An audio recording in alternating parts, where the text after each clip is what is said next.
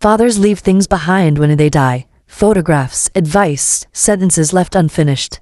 But Daniel's father left him a body that had been lying beneath the water for 40 years. Daniel came to my office 3 months after his father's death, 47 years old. Successful architect, his own firm. From the outside, a man who had built his life brick by brick. But when he sat down across from me that first day, something was already crumbling. He didn't look at me. His eyes fixed somewhere behind my shoulder, searching for something that wasn't there. For 4 minutes, he said nothing. His hands rested on his knees, perfectly still, but I noticed the slight tremor in his jaw, a man clenching against something he couldn't yet name. Then he spoke, one sentence. "My father told me something before he died, and now I can't sleep." I've been a psychologist for 22 years. I've sat with grief, with rage, with secrets that could shatter families. But there was something in Daniel's stillness that told me this wasn't ordinary grief. This wasn't a son mourning his father. This was a man who had just discovered that everything he believed about his life was built on a grave. "When you can't sleep," I asked him, "what do you see?" His answer wasn't a word, it was a name, and when he said it, I understood that this story didn't begin 3 months ago in a hospital room. It began 40 years ago, beside a swimming pool, on the hottest day of summer. In some sessions, my patients heal as they speak, but some stories, they stayed with me. Today, I'm going to tell you one of those stories. If you're listening to this and there are things you've been holding inside, share what's on your mind in the comments and tell me where you're listening from. I read every comment. I hear every story. If you want to stay updated on the therapy stories, don't forget to subscribe and turn on notifications. If this story touches something in you, you can support me by liking. One day, I'd love to hear your story too. If you want me to share your story in my next video, you can send it to the email in my profile. Remember, our stories heal, even just a little, when they're shared. What I'm about to tell you involves 3 deaths: a drowning that wasn't an accident, a suicide that was never reported, and a car crash that might have been murder, all connected by one man's 40-year silence, and the curse he placed on his own son before dying. Daniel Mercer built buildings for a living. Steel and glass, structures that could withstand earthquakes, hurricanes, the weight of time. In his 30-year career, he designed hospitals, corporate headquarters, a museum that won international awards. His name was on buildings in 7 countries. But sitting in my office, he looked like a man whose own foundation had cracked. He was impeccably dressed, the kind of man who probably hadn't owned a wrinkled shirt in decades. Gray suit, white shirt, no tie. His hair was silver at the temples, his posture erect. Everything about him spoke of control, of precision, of a life carefully calibrated. But his eyes told a different story. They were the eyes of someone who hadn't slept properly in months. The eyes of someone who had seen something they couldn't unsee. "I need you to understand something," he said, his voice flat, controlled. The voice of a man who had spent decades keeping everything in its proper place. "I'm not here because my father died. People lose their fathers every day. I'm here because of what he gave me before he went." His hands rested on his thighs, fingers spread, completely still. Too still. I've learned to read bodies in my 22 years as a therapist. Stillness like that isn't peace, it's containment. It's the physical equivalent of holding your breath. He reached into his jacket pocket and pulled out a photograph, worn at the edges, faded. The kind of photograph that had been handled many times over many years. He placed it on the table between us, but didn't push it toward me. "That's my brother," he said. "Ethan. He drowned when he was 5. I was 7. The photograph showed 2 boys. The older one, Daniel, stood straight and serious, already wearing that controlled expression I saw before me now. The younger one grinned at the camera, missing front teeth, a smear of what looked like chocolate on his cheek, joy radiating from every pixel. The contrast between the 2 children was striking. But something else caught my attention. The edge of the photograph had been torn, deliberately. Someone had been standing next to those boys, someone who had been erased. I filed that observation away. In my experience, what people remove from their memories is often more revealing than what they keep. I waited. In my work, silence is not absence, it's invitation. And I could feel Daniel standing at the edge of something vast, trying to find the courage to step forward. For 40 years, it was an accident, a tragedy, the kind of thing that breaks a family in ways that never fully heal. His jaw tightened. My mother fell into a depression she never climbed out of. My father became distant, cold.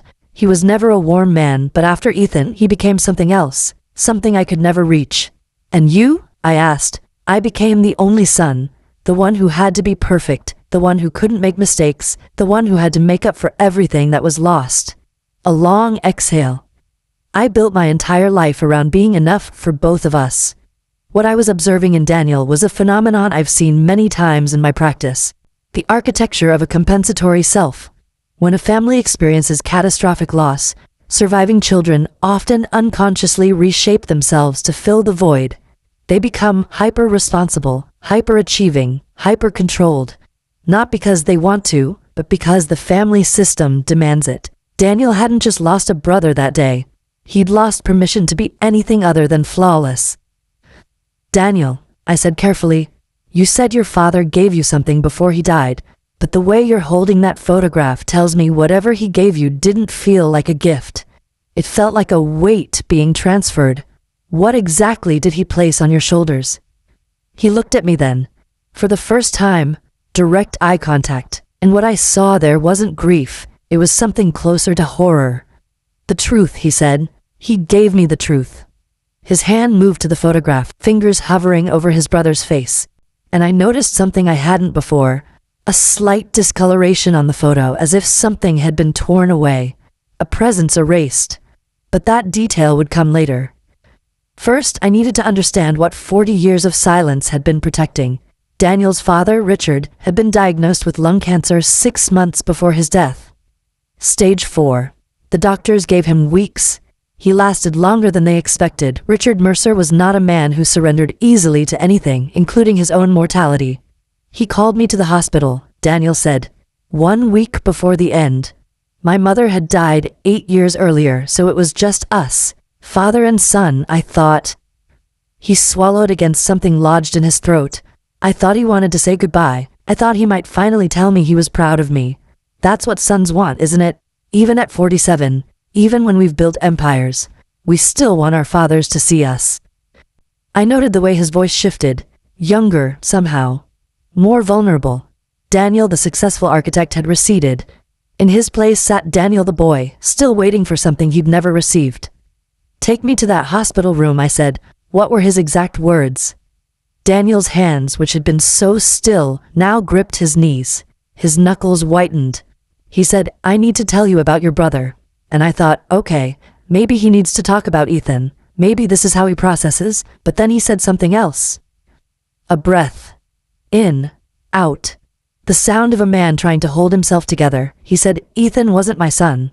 This moment, what we call a narrative rupture in psychology, is when someone discovers that the story they've built their identity around was fundamentally false. The human psyche is remarkably resilient, but it depends on certain foundational assumptions. When those assumptions shatter, the entire structure of self can begin to collapse. Daniel wasn't just learning family history, he was experiencing an identity earthquake. Your mother had an affair, I said. Not a question, a recognition. Daniel nodded, a sharp, mechanical movement. With my father's brother, my uncle, for almost 2 years, Ethan was the result. The photograph on the table suddenly made sense, the torn edge. Someone had been removed from the frame. Not Ethan. Someone standing beside him. My father knew from the beginning. He knew when my mother got pregnant. He knew when Ethan was born. He looked at that boy every day and saw his brother's face. Daniel stopped. His breathing had changed, shallow, rapid. I recognized the signs of approach to traumatic memory. The body remembers what the mind tries to forget. Daniel, I said gently, I need to ask you something important. When you describe your father's face by that pool, the blankness, the dissociation, you're describing it with remarkable detail for a 7-year-old's memory, which tells me this isn't just what your father confessed. You saw something that day, didn't you? Something you've never let yourself fully remember. He looked at me with eyes that had suddenly aged a decade. My father told me, he whispered. He told me what he did. It was August 14th. The hottest day of the summer. Daniel was 7. Ethan had just turned 5 3 weeks earlier. There had been a party with a Batman cake, Daniel remembered. Ethan had worn the mask for 3 days straight, even to bed. Their mother was inside, lying down with a migraine. A convenient excuse, Daniel now understood, to avoid being in the same space as her husband. The tension between his parents had been thick that summer, though 7-year-old Daniel couldn't have named what he was feeling. He just knew that dinners were quiet and his mother cried sometimes when she thought no one was listening. "We were in the backyard," Daniel said. "We had one of those above-ground pools. Not deep, maybe 4 feet at the center, the kind with the blue plastic liner that always smelled like chlorine in summer." I noticed his language becoming more detailed, more sensory. This is common when patients approach traumatic memory. The mind floods with specifics it has stored for decades, waiting for the moment when they could finally surface. "I was playing on the edge," he continued, "kicking my feet in the water, watching the ripples. Ethan was in the shallow end. He couldn't really swim yet. He had those little arm floaties. Orange ones with cartoon fish on them. He loved those floaties." Daniel's words slowed, each one requiring effort. He called them his fish arms. I watched Daniel's body language shift, his shoulders curved inward, his hands clasped between his knees, a protective posture, a 7-year-old's posture. My father was supposed to be watching. He was sitting in a lawn chair, maybe 10 feet away. He had a newspaper, but he wasn't reading it. He was just staring at Ethan. I remember thinking his face looked strange, like he wasn't really there, like he was looking at something that made him sick. At the time, I didn't understand, Daniel continued. I thought maybe he was just tired, or maybe he and Mom had been fighting again. But now I know what that look was. He was looking at his brother's child, looking at proof of everything he'd lost. What Daniel was describing, his father's dissociated state, is consistent with someone experiencing extreme psychological conflict. Richard Mercer was a man caught between his role as a father and his knowledge of betrayal. He was watching a child who was both innocent and, in his distorted perception, evidence of the deepest wound he'd ever received. The human mind can fracture under such pressure. It can become capable of things the conscious self would never permit. "You said he was staring at Ethan." I pressed gently. "Not watching, staring. There's a difference. What happened in the next 60 seconds? Daniel's voice dropped, barely above a whisper now. Ethan's floaties slipped off. One arm, then the other. He started splashing, calling for help. And his breath caught. I ran inside to get Mom. I didn't know what else to do. I was 7. I remember running through the kitchen. Daniel said, his voice distant now, lost in the memory. The tiles were cool on my feet.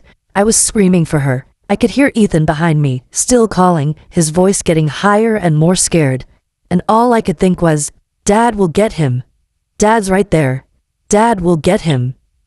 He opened his eyes. They were wet, but no tears fell. A man who had learned long ago that crying changed nothing. My mother came running. We got back to the pool in maybe 30 seconds, maybe less, but it felt like hours. When I came back with my mother, Ethan was floating face down, and my father was still sitting in that chair. He hadn't moved, hadn't made a sound. My mother. Daniel stopped mid-sentence, his throat working visibly. My mother screamed. This sound I've never been able to forget, like something being torn out of her. She jumped in, pulled Ethan out, tried to give him CPR, but it was already too late. And your father? He just sat there, watching, like he was watching television, like it was happening to someone else. My father looked at me, at 7-year-old me, and said, I tried to save him. I couldn't reach him in time, and I believed him. Daniel's jaw tightened until I could see the muscles cord beneath his skin. I believed him for 40 years. But that wasn't the end of Richard's confession. There was more. And what came next would destroy what little remained of Daniel's world. In the hospital room, Daniel continued, my father couldn't look at me. He stared at the ceiling the whole time, like he was confessing to God, not to his son. He recounted his father's words with terrible precision. The words of a dying man unburdening himself. I watched him struggle, my father said. I watched the floaties come off. I watched him go under. And I didn't move. I could have saved him. I was 10 feet away. But every time I looked at that boy, I saw your uncle's eyes. I saw your mother's betrayal. I saw everything that was supposed to be mine stolen from me. What Richard described was not an impulsive act of violence. It was something perhaps more disturbing, a deliberate absence of action. Psychologically, there's a distinction between commission and omission, but the moral weight is identical. Richard had made a choice in that moment, a choice that would ripple through 4 decades, destroying his wife, his marriage, and ultimately his surviving son. This is what we call generational trauma, not genetic, but inherited through silence, through secrets, through the weight of what is never spoken. Daniel's composure, which had held so remarkably, began to fragment. My father told me he believed his cancer was punishment. Divine justice, he called it. 40 years of guilt eating him from the inside, and then something started eating his lungs. A bitter sound escaped him, not quite a laugh. He said he'd been dying since that day. The cancer just made it official. Daniel, in that moment, sitting across from a dying man who had just confessed to something unforgivable, what happened inside you? What did you do with that information? Nothing. The word fell like a stone. I sat there. I listened. And when he was done, I walked out. I didn't say goodbye. I didn't tell him I forgave him or that I hated him or that I understood. I just left. He looked at his hands. He died 4 days later, alone, and I wasn't there. But that wasn't the end of Richard's confession, because what he told Daniel next would reveal that Ethan's drowning was only the first domino, and 2 more people had fallen in its wake. One of them was Daniel's mother, and her death had nothing to do with heart failure. My mother died 8 years ago, Daniel said. Heart failure. That's what the doctor said. She'd been depressed for years, since Ethan. She barely left her room. She'd look at me sometimes like she was seeing a ghost. He paused, and I saw something shift in his expression. A new pain, layered on top of the old. I used to visit her every Sunday, he continued. Even when I was building my career, even when my marriage was falling apart, every Sunday. She'd sit in her chair by the window, looking out at the garden she never tended anymore, and I'd talk to her, tell her about my projects, my kids, anything to fill the silence. His words trailed into silence. She'd nod. Sometimes she'd touch my hand, but her eyes were always somewhere else. I thought it was grief. I thought she'd never recovered from losing Ethan. Now I know she was looking at me and seeing everything she couldn't say. My father told me the truth about that too. Eleanor hadn't died of heart failure. She'd taken her own life. An overdose of sleeping pills, carefully timed for when Richard would be at work, and Daniel would be across the country at a conference. She left a note, Daniel said. My father found it. He never showed it to anyone. He burned it, but he told me what it said. Not word for word. I don't think he could bring himself to remember it exactly, but the meaning. I waited, giving him space to find the words. She wrote that she couldn't carry it anymore. The guilt, the knowing, the pretending. She said she'd been dying since that day at the pool, that watching Ethan's empty room, sitting across from the man who'd killed her son, smiling at family dinners like everything was normal. She said it had hollowed her out until there was nothing left. But it wasn't just grief over Ethan, Daniel said. My father had told her, years after it happened, when he couldn't carry the secret anymore, he told her what he'd done. That he'd watched Ethan drown, that he could have saved him and chose not to. The psychological burden Eleanor carried was almost incomprehensible. She'd lost her child, a child born from an affair, carrying its own weight of guilt and shame. Then, years later, she learned that her husband had essentially murdered that child through inaction. The affair had been her betrayal. Her son's death became his revenge, and she had to live with both. Unable to tell anyone, unable to seek help, trapped in a marriage with a man she now knew was capable of letting a 5-year-old die. Her suicide was not a sudden break. It was the inevitable collapse of a structure that had been crumbling for decades. She couldn't live with it, Daniel said. Knowing what he'd done, knowing that her affair had triggered it. She blamed herself for Ethan's death twice. Once for the affair that made my father hate him, once for staying with a man capable of... He couldn't finish. And she couldn't tell you, I said. She protected me. For the first time, emotion visibly broke through his controlled exterior. All those years of silence, All that depression I thought was just about losing Ethan, she was protecting me from the truth. And it killed her. But there was still one more grave in the story. The uncle. The man torn from every photograph. The man whose only crime was falling in love, and whose punishment was designed to destroy him from the inside out. And Daniel was about to tell me that his death hadn't been an accident either. My Uncle Thomas, Daniel said, my father's younger brother. He died in a car accident when I was 9, 2 years after Ethan. He picked up the photograph again. His finger traced the torn edge where someone's image had been removed. I remember Thomas, Daniel said. He used to come to Sunday dinners. He was different from my father, warmer, funnier. He'd play with me and Ethan in the backyard, teach us card tricks. He had this laugh that filled the room. Daniel's voice tightened. After Ethan died, Thomas stopped coming. My father said he was busy, working, too far away to visit. And then, about a year later, he was gone. Just gone. Drove his car into a bridge at 3 a.m. My father tore him out of every picture. I thought it was grief, losing a brother. I never questioned it. Children don't question. They accept what adults tell them and build their understanding of the world around those lies. But it wasn't grief, I said. No. Daniel set the photo down. My father told me that after Ethan's funeral, he went to Thomas, confronted him, told him he knew about the affair, knew Ethan was his son. Thomas tried to explain, tried to apologize. He said he loved my mother, that it wasn't just an affair. It was something real. Daniel's jaw worked. My father listened to everything. And when Thomas was done, my father told him what he'd done, that he'd let the boy drown, that he'd watched Thomas's son struggle in the water and done nothing. And then he said, now you get to live with that, just like I've had to live with what you did to me. What Richard did was psychological warfare of the cruelest kind. He didn't just end Thomas's relationship with Eleanor. He made Thomas complicit in the knowledge of a dead child, a child who was biologically his. He weaponized his own crime as a form of punishment. This is the darkest expression of what we call reactive abuse, responding to betrayal, not with confrontation or separation, but with destruction so complete that the other person can never recover. Thomas fell apart after that, Daniel continued. Within a year, he lost his job, his marriage, he started drinking. And then, one night, he drove his car into a bridge abutment at 80 miles an hour. You think it was suicide? I know it was, my father told me.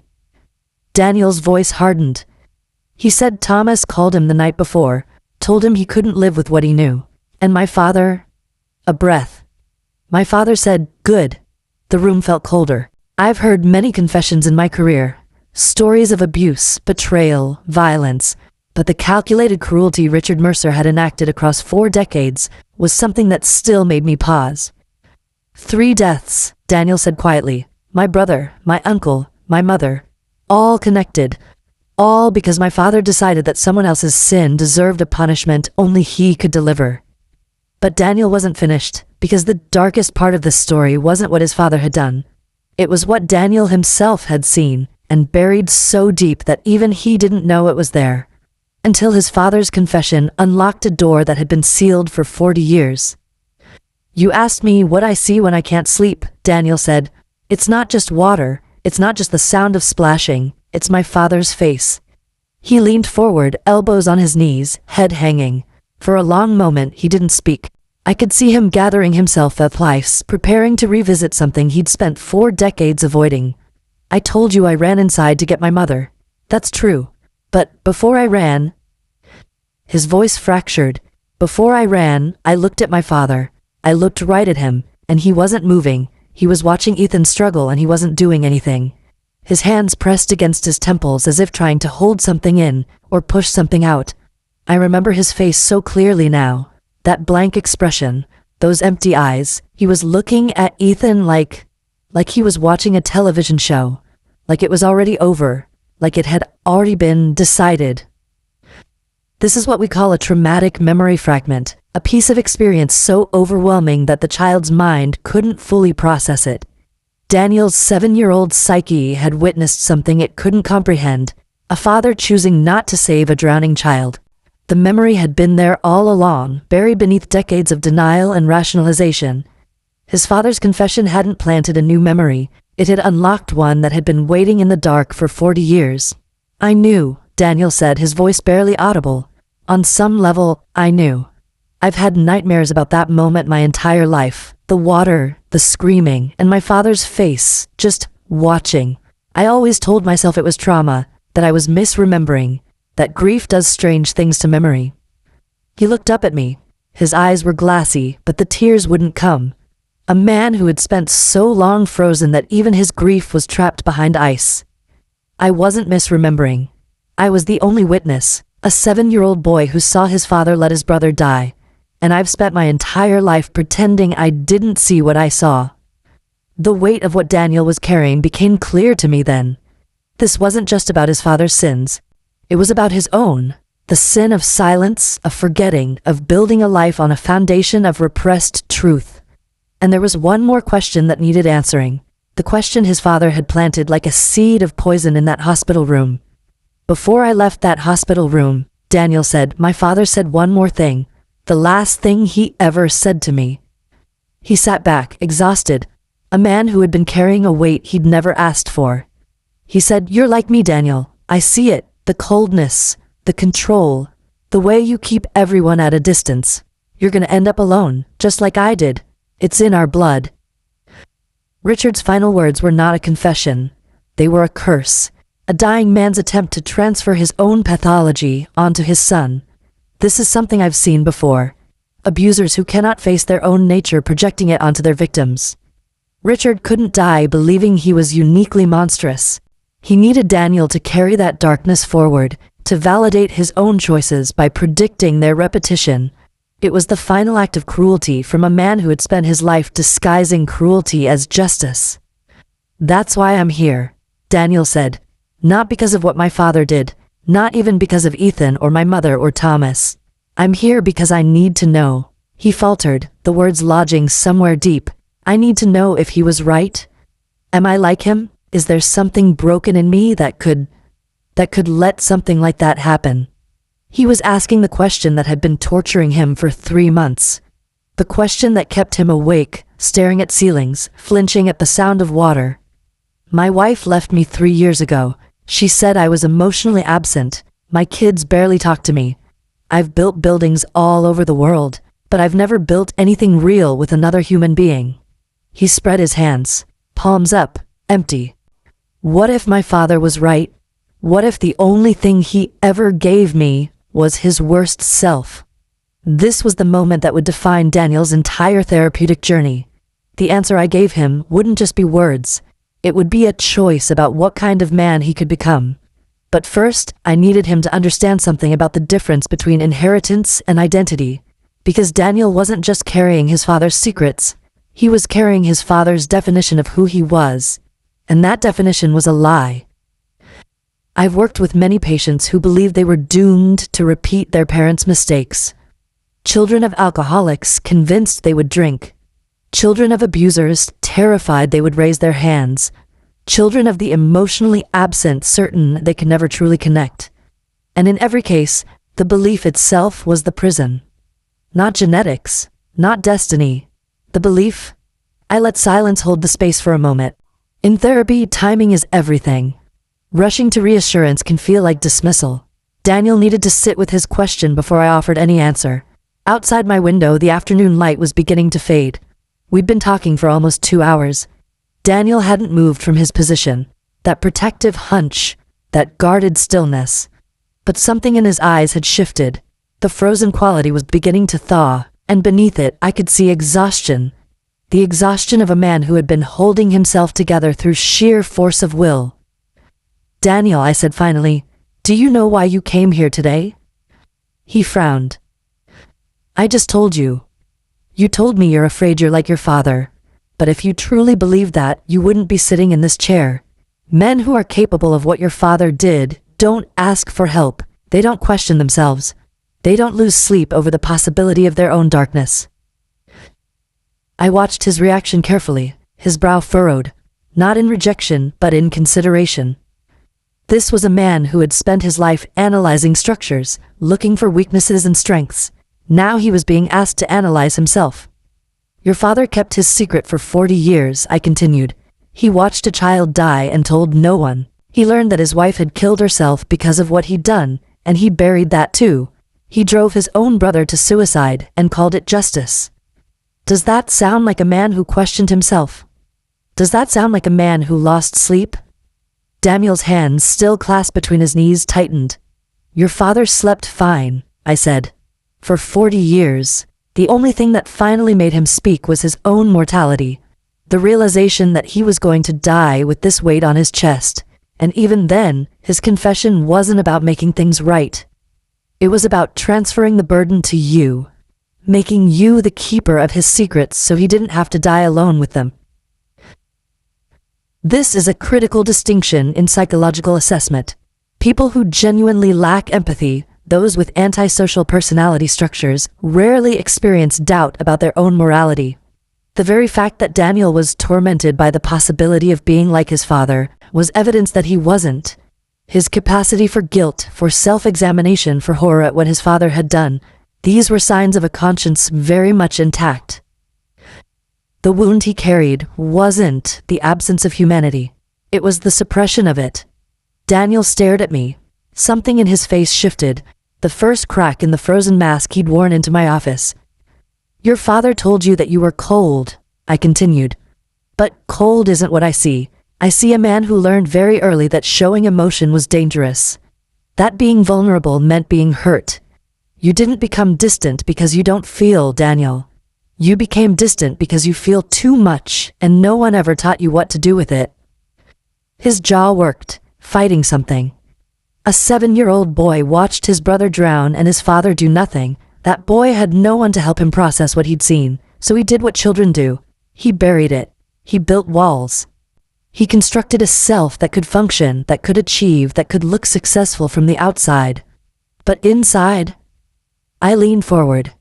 Inside, that 7-year-old is still standing by a pool, seeing something he can't understand, carrying a secret he doesn't even know he's keeping. Daniel's breathing changed, deeper, shakier. The walls were starting to come down. What do I do? He asked, and for the first time, he sounded like a man who wanted an answer, not a man who had already given up. The first thing you need to understand, I said, is that your father's confession wasn't a gift. It was a final act of control. He didn't tell you because he wanted to set the truth free. He told you because he wanted you to carry it, to feel what he felt, to be poisoned by the same guilt that poisoned him. Daniel flinched, but he didn't look away. You don't have to accept that inheritance. The truth your father told you, about Ethan, about your mother, about Thomas, that truth is real. But his interpretation of you, his prediction about your future, that's not truth. That's a dying man's attempt to make himself feel less alone in his monstrousness. The work Daniel and I would do in the months ahead would focus on differentiation, the psychological process of separating one's own identity from the narratives imposed by family. Daniel had spent his life unconsciously living out his father's expectations, emotional distance, control, achievement as a substitute for connection. Our task was to help him discover what he actually wanted, who he actually was, beneath the architecture of defense he'd built. I want you to think about something, I said. You came here because you're afraid you're like your father. But look at what you've done in the 3 months since his confession. You haven't harmed anyone. You haven't withdrawn into silence. You haven't buried this secret the way he did for 40 years. You're sitting in this room, asking for help, trying to understand. I paused, letting the words land. That's not what your father would have done. That's the opposite of what your father did. You're already proving him wrong, Daniel, just by being here. For a long moment, he said nothing. Then, slowly, something in his posture changed. Not a collapse, a release. Like a man setting down a weight he'd been carrying so long he'd forgotten what it felt like to stand without it. I don't know how to feel things, he said quietly. I don't know how to be close to people. I've spent my whole life building walls, and now I don't know how to take them down. That's what we're going to work on, I said.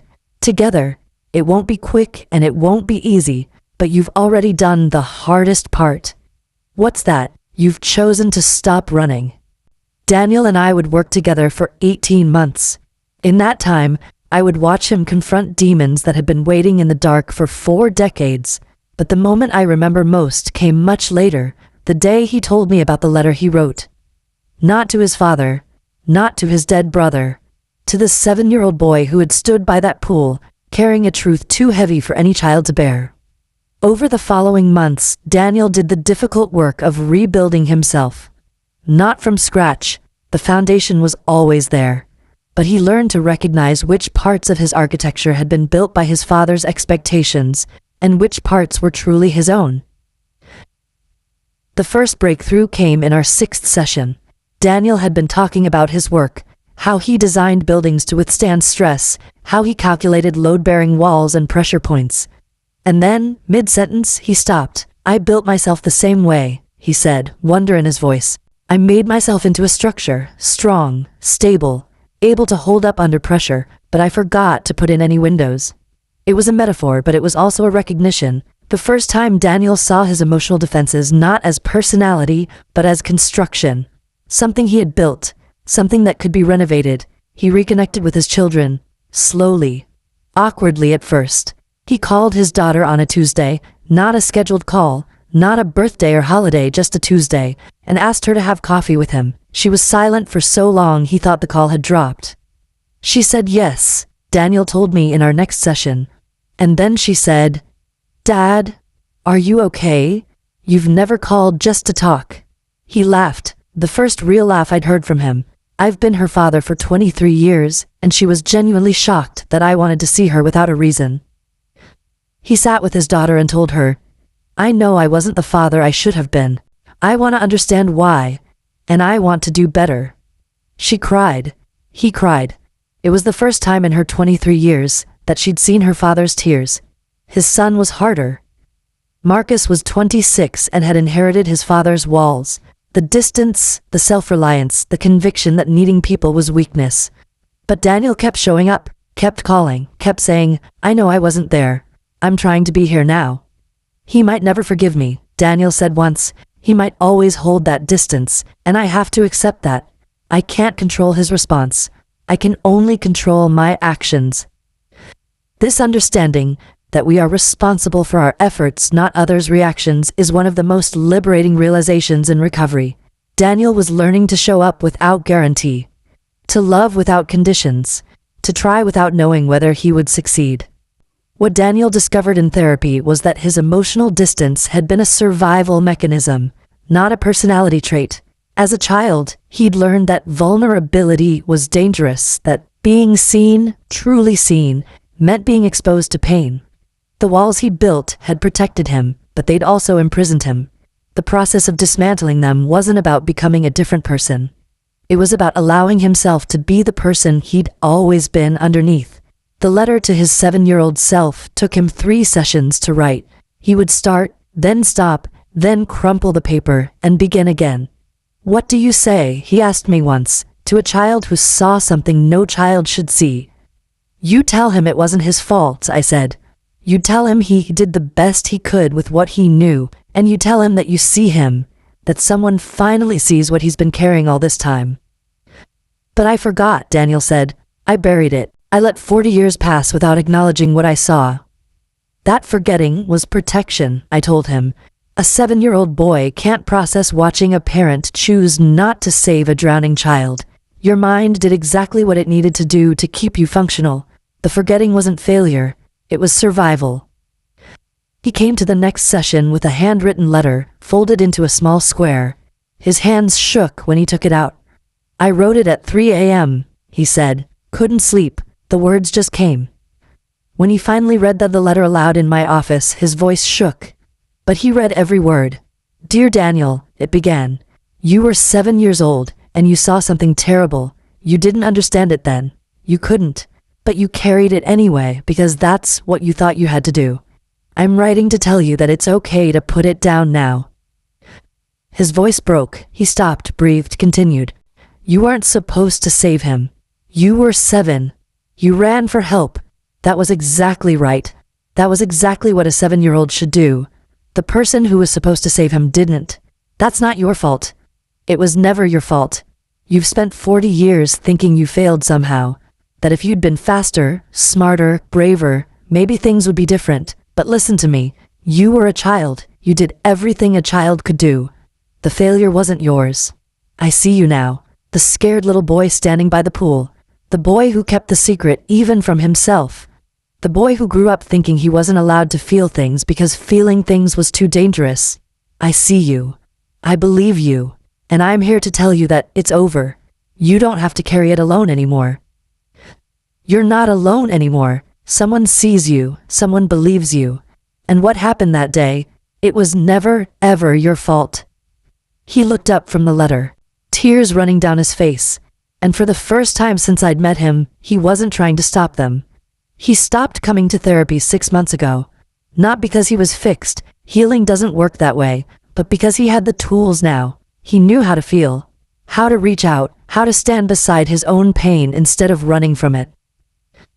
The last thing he said to me, standing at my office door, was this. Our last session was on a Tuesday afternoon in October. The leaves had just started to turn outside my window. Daniel sat in the same chair he'd sat in that first day. But he no longer looked like the same man. His posture was easier. His hands rested open on his thighs. The frozen quality that had defined him for so long was gone. In its place was something softer, not weaker, but more alive, more present. I visited Ethan's grave last week, he said. First time in, I don't know, decades maybe. I just sat there, told him I was sorry. Not for anything I did. I know now that I didn't do anything wrong, but sorry for all the years I couldn't remember him, couldn't let myself. He looked out the window at the changing leaves. I brought him flowers, the kind with the bright colors. I figured he was 5, he would have liked something bright. My father told me I'd end up alone, he said. He told me it was in our blood. He wanted me to believe that I was destined to repeat his mistakes. He stopped there, eyes distant. And for a moment I saw the ghost of that 7-year-old boy, still there, but no longer alone. No longer carrying a burden too heavy for any child. He was wrong, Daniel said. I'm not him. I never was. And then he smiled. Not a big smile, not a performance, just a quiet acknowledgement of something hard-won and real. The smile of a man who had walked through fire and come out the other side. My daughter is pregnant, he added. She told me last week I'm going to be a grandfather. Something shifted in his face. Wonder, perhaps, or hope, and I'm going to be there. Really there, not the way my father was. Not watching from a distance. I'm going to hold that child and tell them they're loved. Every single day. Thank you, he said, standing to leave, for helping me find that out. I stood to, and did something I rarely do with patients. I offered him my hand. He took it. His grip was firm but warm. The work was yours, I told him. I just helped you find the door. You're the one who walked through it. He nodded, and then Daniel Mercer, the man who had spent 47 years building walls, walked out of my office and into a life he had finally chosen for himself. Daniel's story stayed with me. It's one of those cases that reminds me why I do this work. Not because every story has a happy ending, but because change is possible. We are not prisoners of our parents' choices. We are not doomed to repeat the patterns that wounded us. Every day, we have the opportunity to choose differently, to break the chain, to write a new story, to become the person we were always meant to be. Daniel walked into my office carrying 40 years of buried truth and the weight of his father's final curse. He walked out carrying something else entirely, the beginning of his own story, written in his own words, for the first time in his life. I hope this story has helped you look at your own life, your own feelings, or the people around you with different eyes. I hope this story has helped you understand yourself and others a little better. I would love to hear something about you in the comments, to get to know you and your story a little more. If you want to share what's inside you, you can write to the email in my profile.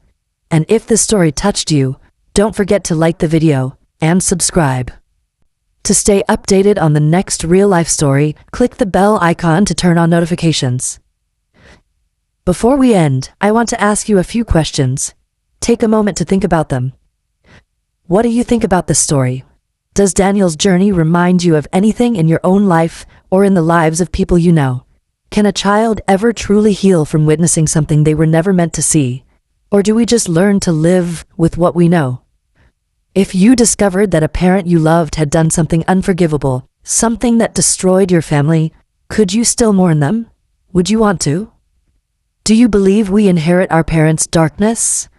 Or do we have the power to break the chain?